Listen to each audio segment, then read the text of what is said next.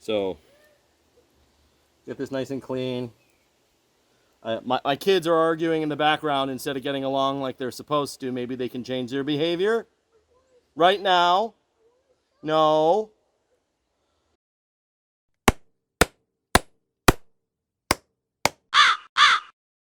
All right, so we managed to get the Husqvarna back together after a little bit of trouble. I'll show you how to fix a stuck chain brake on your Husqvarna 555. Apparently there's a method to remove the chain that's not adequately marked as something you should or shouldn't do. So I will show you a quick and easy fix to if you find yourself in the same boat that I was in before. Anyway, right now I decided it would be a good time to try out a new tool. I bought this Dremel sharpening tool to sharpen the blade, and we're gonna go and see how this works out. Dremel all set and ready to go. And this is my first time sharpening a chainsaw chain blade. There we go. I'm not sure if this is one of those less is more situations, so I'm gonna go with the less is more.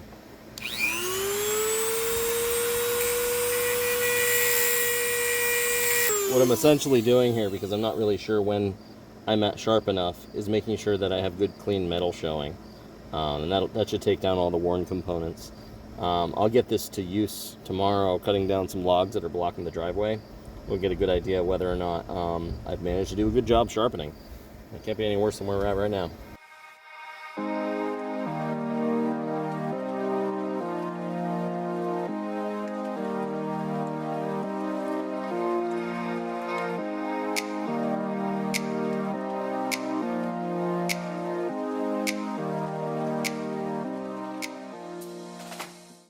Look, they look nice, they look clean. I think I may have just successfully sharpened my first chainsaw chain. How exciting. Anyway, like I said, I'll show you how I fixed the stuck chain brake, which is a mechanism in this part. I think this is called the sheath or the scabbard of the, I'm not sure what that's called. This part, this thingy here, which is how you access the bar and chain setup for replacing those. So I ran into a problem that kind of hung me up. One of many issues trying to get this thing running. This very expensive chainsaw that seems to be super particular about everything. Anyway, thanks for following along on the sharpening, and we'll see you later. Oh, hey, by the way, don't forget, you're going to want to click that subscribe bell, hit the like button, share a comment with us so we know what you're thinking. So, I promised a repair video for y'all about what happens when you accidentally leave the chain brake engaged, which is when this paddle here is in the forward position towards the bar. First of all, it's going to be hard to get this off. It's going to act like it's stuck. You're going to be like, why can't I get this off easy? You might have seen me struggle with that in the previous video. It should be easy. This should just pop right off. But it doesn't. And what's going on here, right? Oh, I got it off, but it made a big springy sound. Well, what did I do wrong? And how do I get it back on? Well, as you can see, this is a tighter circle than it should be. It should encompass that whole area. This has to fit over this mechanism here.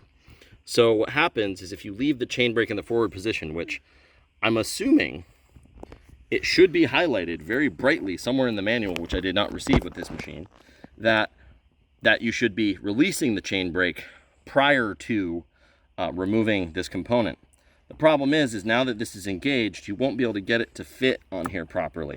It'll kind of always sit high. It'll act like it doesn't want to go in place. It doesn't seat on there right. So I sat here struggling, trying to figure out what I had done wrong.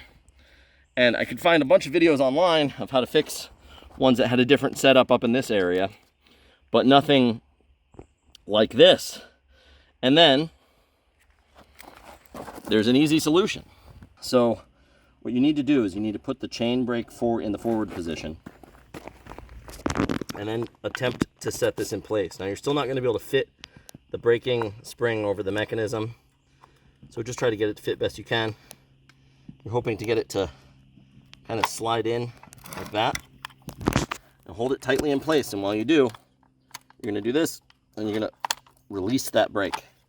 And now, everything is nice and loose, and the tab is fits up in there as easy. opposed to down. So now I'll be able to slide this back on, no problem, and we'll be in good shape.